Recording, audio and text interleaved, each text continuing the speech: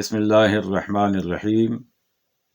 آج ہم نے تجوید کا جو سبق پڑھنا ہے یہ بھی حروف تہجی کے حوالے سے ہے۔ عربی کے حروف تہجی اور اردو کے حروف تہجی کے ادا کرنے میں کچھ حروف میں فرق ہے، یعنی سارے حروف بالکل ایسے ادا نہیں ہوں گے جیسے ہم اردو میں ادا کرتے ہیں، ان کو پڑھتے ہیں۔ مثال کے طور پہ اردو میں ہم پڑھتے ہیں الف بے تے سے، جبکہ حروف تہجی جو عربی کے ہیں انہیں ہم الف کو تو الف ہی پڑھیں گے، لیکن بے کو بے نہیں پڑھیں گے، بے کو با پڑھیں گے، تے کو تا پڑھیں گے، سے کو سا پڑھیں گے۔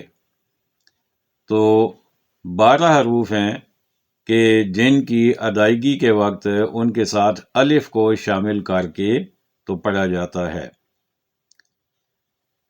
وہ 12 حروف کون سے ہیں وہ میں پڑھ رہا ہوں، آپ توجہ سے سنیے اور انہیں اچھے طریقے سے اپنے ذہن میں محفوظ کر لیجئے اور ان کو یاد کیجئے تاکہ آگے چل کر آپ کو آسانی ہو۔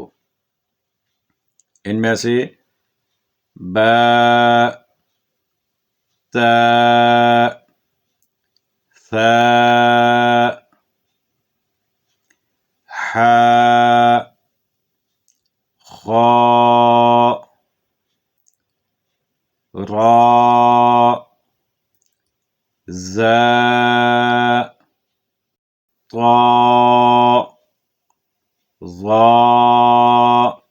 فا، ہا اور آخری حرف ہے یا۔